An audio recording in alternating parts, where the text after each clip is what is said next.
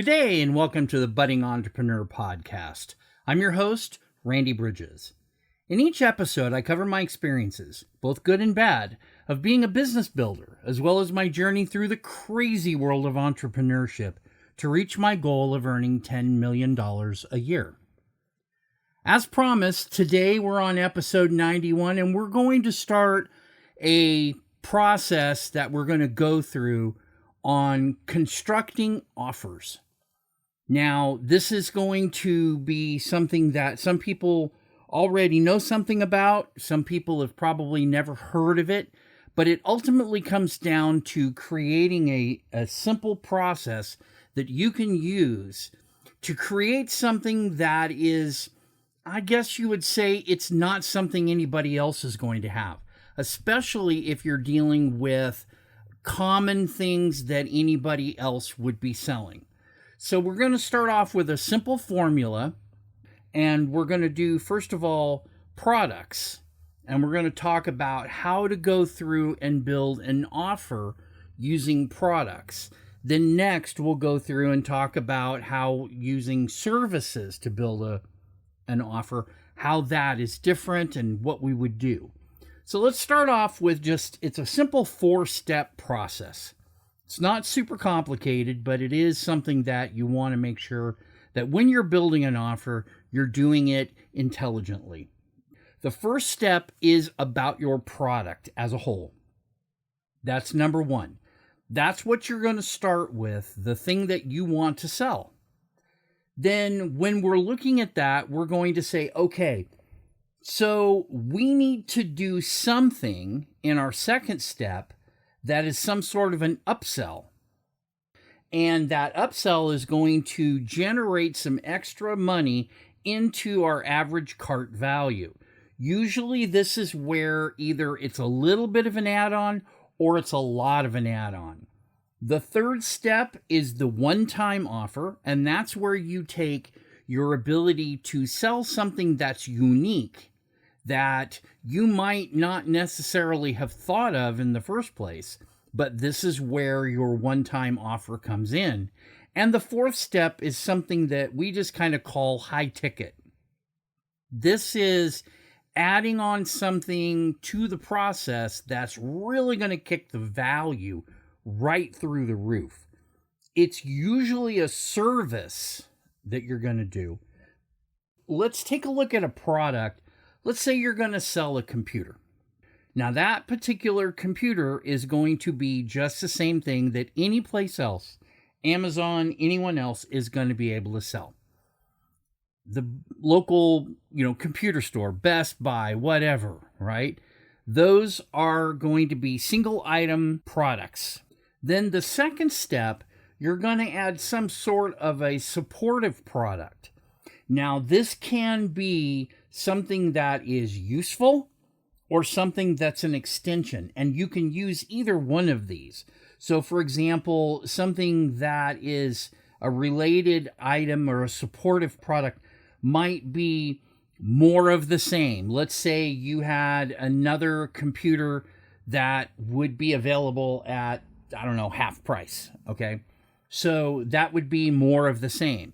If your product is something like digestive supplements or something like this, or any kind of like a keto supplement or something like that, you would maybe have a packet of 3 in the first step and then up to 12 more in a second step, significantly reduced in price. Then you move into the one-time offer, and this is maybe where if you're dealing with a computer, you might want to sell a printer at a related price, or your supportive product that is there may be your printer. And if that's the case, then the related product would be, say, toner.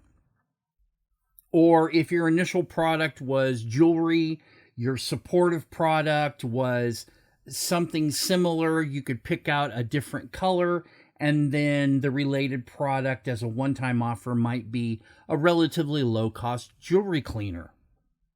That's an example of all of that. And then high ticket would be maybe you're going to offer a super upgrade to that computer that you're doing. or your jewelry, you're going to offer some sort of an in-store cleaning and maintenance kit that would go along with buying that jewelry. And it's not something that people necessarily think about all the time, but it is something that you could do. It's a high ticket process.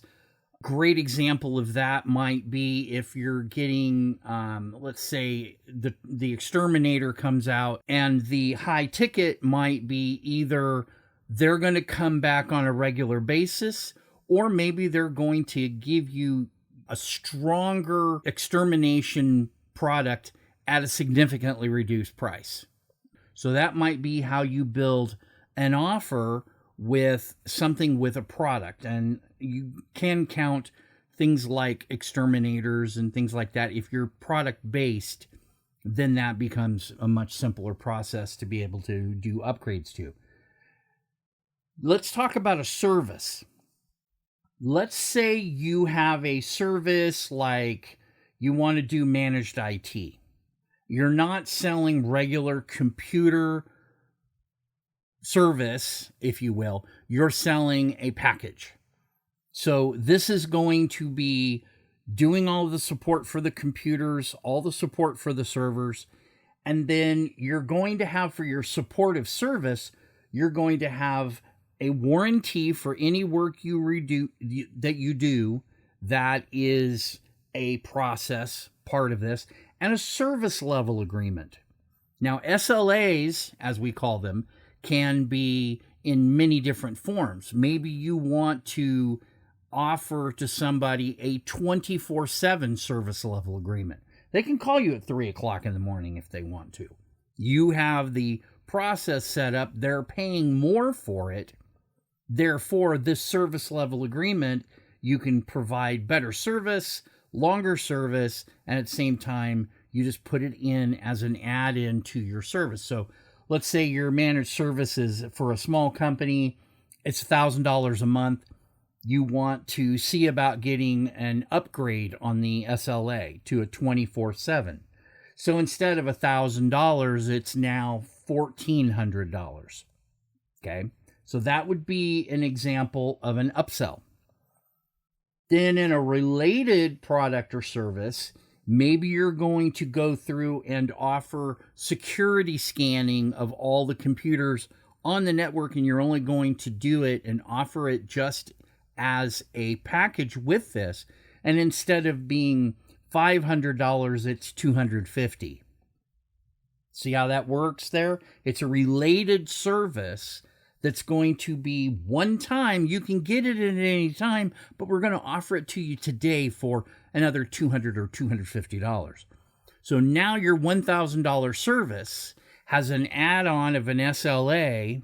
So now it's $1,400. And now we've added this, security scanning, a one-time kind of thing. We're going to offer it for another $250. So now we're up to $1,650. That's not a bad bump. And then in a high ticket process, maybe what you'll do is you'll go through and agree to always work with a fulfillment center to get all new equipment and everything else.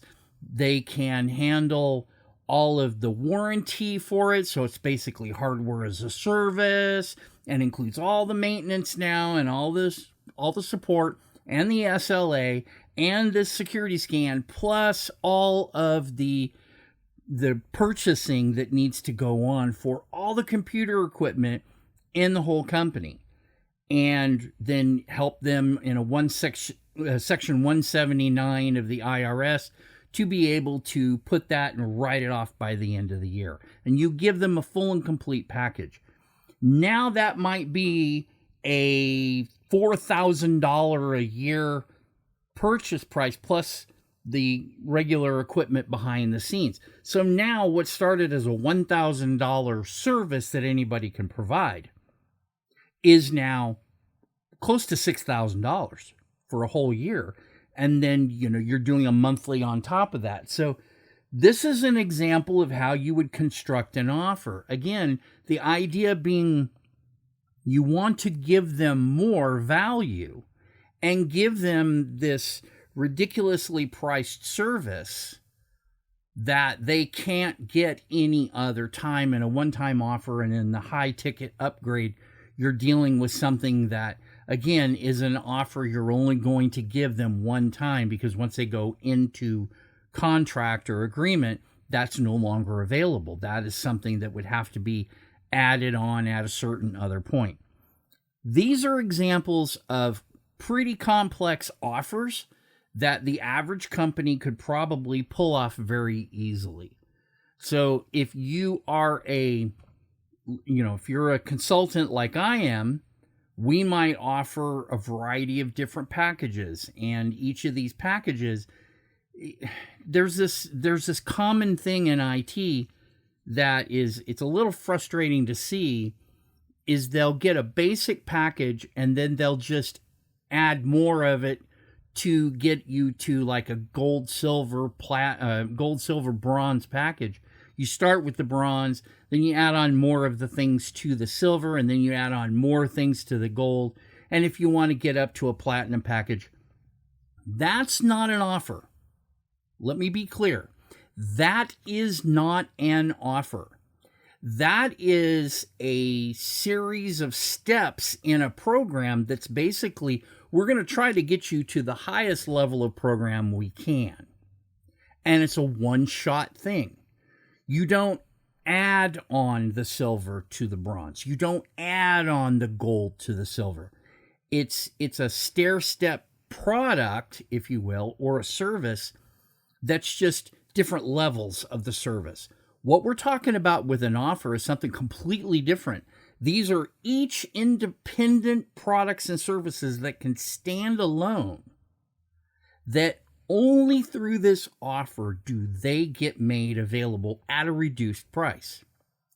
Now, there's a common thing that happens in doing offers. People, especially if you follow ClickFunnels for any length of time, or a lot of the people that are doing service-related, consulting-related, marketing-related services, what they're doing is they're building packages as offers from different things that they're pulling to put together, and they're stacking their prices. So when they give you a value of $97,814, that's a culmination of all of these products and services added all together. If we gave you just this, you would pay us $97,000 whatever dollars, right? But today, because we're offering this offer, you can buy it for 3 equal payments of $3,000. $29.97 is kind of how you might do it. And 3 equal payments once a month for the next 3 months. We'll start you today on your first payment today. It's $29.97. You'll get the full value of this $97,000 offer for just under $9,000. Now that's an offer. That's how a lot of people will normally do it. When you're building your offer, though, out of these products and services when you're first starting, that big value, you may not really even know what it's worth. And that's both frustrating when you're trying to build the offer, and it's not only frustrating, it's also kind of, it doesn't help you, because you have to pull things out of thin air. I have a general rule that when I implement a service, there's a retail price that I put on that service that is at least 50% higher than I think that I would want to charge for it. That gives me some natural value and some wiggle room if I need to make some changes later on down the road. I'm not saying overprice your stuff. I'm saying talk about it as retail price is this, and build that retail price in your head. If you've been doing your job for any length of time, you have a sense of how long something's going to take. you have a sense of what something is worth. And if you can't really pull out a price out of your pocket, go do your research and find out what your competitor is charging, and then double that. That's your retail price. You can do 1.5 times, but there's something about being able to say that your price is more expensive and you can afford to bring it down if you have to. As opposed to somebody that says, well, you're so much more expensive than everybody else. I can't afford that. I understand. Let's talk to you about a different offer then. And then you have another set of offers that you can put together and present to them. And it'll be cheaper and you'll go through. One other idea that is a good process, if you will, is if you're a service and you aren't the most expensive, become the most expensive. As the saying goes, there's absolutely no benefit in being the second least expensive product or service. You might have a harder time presenting your arguments for why that price is what it is, but something about going through and purchasing something, people have an ego. Let's face it. We don't always want to buy the cheapest. We don't always want to buy the most expensive. But when it's something that we want to walk away from and feel good about, generally speaking, the most expensive or the least expensive is the one people gravitate to. If they see it as this is common, I can get it anywhere, they're always going to go with the lowest. But when it's exclusive, they're willing to spend more to get the quality that they expect. I made no bones about being a musician here. I buy the most expensive equipment that I can get for quality. I don't necessarily buy the most expensive because it's the most expensive.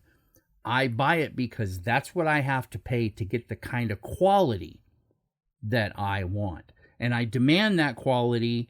And in many cases, what I'm doing, my instruments, I have 3 basses that are, well, total of 4, but I have 3 basses that are really my key basses. All 3 basses are as expensive as I could afford, and they are highest quality. Padula no longer being made by the manufacturer. Alembic is a long process to be able to get one, and they're very hard to find. And Modulus is limited. They've started making them again, and now they are very hard to get, very limited doses that they're going to sell, and they're super expensive, So if you get a chance, think about your products and services from that point of view. What's the most I can charge? And then charge some more. And that will always give you the ability to have a sale without losing anything. That's the key to your offer, is always make sure you have a retail price, you know what it is, you assign it, and you put it as expensive as it can get. So that when somebody asks you for a 10% reduction in price, you can take 10% if you really want to. Offer it as part of this offer, right? Put it together as an offer and give it a reduced price that you're still making good money off of. This is the key. We're building an offer. Again, it's an offer. This is something that is not commodity. This is unique simply by the fact that we've put it together. It's ours. It's our dimensions. It's our choices. And we are the ones that are putting it together for our clients, our customers. I paid a lot of money for my glasses when I went to a new eye doctor here locally, and paid quite a bit of money for my frames. The lenses, I also spent a lot of money on, and the service, I spent a lot of money on it. And now what I have are glasses that I can always rely on. If there's a problem, I know that my eye doctor has enough margin in there to be able to take care of that. You don't want to be the kind of a company, if you can help it, especially not in an offer, where you're trying to be the company that is just getting by, just squeaking by. We're like 1% and 2%, markup on all products. Don't do that. If you can't sell things for the price they need to be sold, maybe you shouldn't be selling that. You have to stay in business. Nobody benefits by you going out of business because you don't make enough money to be able to pay your bills and grow your company. Offers allow us to cycle in things of value that by themselves are standalone in many cases, and they are simple enough to be able to put together because they're related.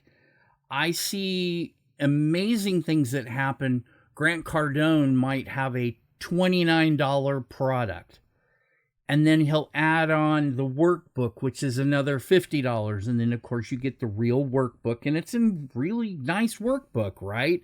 And maybe you've got the 10X rule thing for your wrist and banners and things like that come with that book, that are add-ins that you didn't ask for, that are kind of a surprise. And then the next step is, okay, now you've gone through and you did that. It was $29, and then you added another $49. And then we're going to give you free access to GrowthCon for an additional $299. But wait, there's another one. At the end, you can actually sit in for GrowthCon. Grant's going to be doing a presentation, and you can have one of the seats in the Dog Pound or wherever they call it for only $15,000. That's an offer nobody else can make. Nobody else can afford to make that kind of an offer. But there are people that will spend $15,000 to be just in the same room as Grant Cardone. And they will willingly spend that kind of money. Believe it or not, people do stuff like that. When you have the money to be able to spend on things like that, especially if you're in business, you can write that puppy off at the end of the year. So you're not going to pay any taxes on making that expenditure. It's going to go against your taxes. And I have my tax guy, a lot of times he'll buy new computers at the end of the year just so he can spend his money at the end of the year to keep from going over and having to owe taxes to the IRS or to the state. And he knows that and can see that. These kind of offers where we're really putting a lot of value into a stack, and that's what it's called, the offer stack.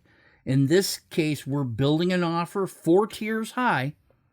Anything more than that, and you risk getting, Explaindio, I think it is, or Scriptio, whatever their company is. And they just give you offer after offer after offer after offer. And you keep going, and they keep offering it and giving it. And by the 6th one, you're like, dear goodness, I don't want to spend any more money than this. But that's how you build your offer cart. They just stack one on top of another. It's too much.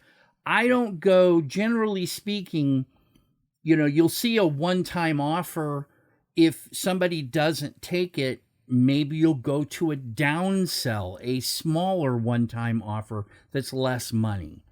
But you can put that in as your 3A or 3.1, if you will. So first, second, third, and then this downsell, and then their high ticket at the bottom.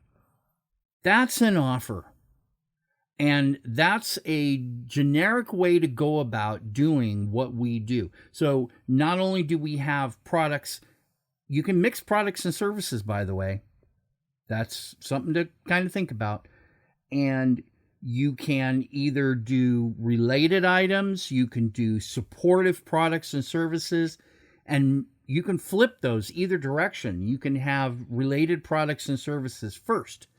So, like, for example, along with your computer, you would get a printer. Then we'll add a warranty and a service level agreement on the end after we know how much the products and services are going to be.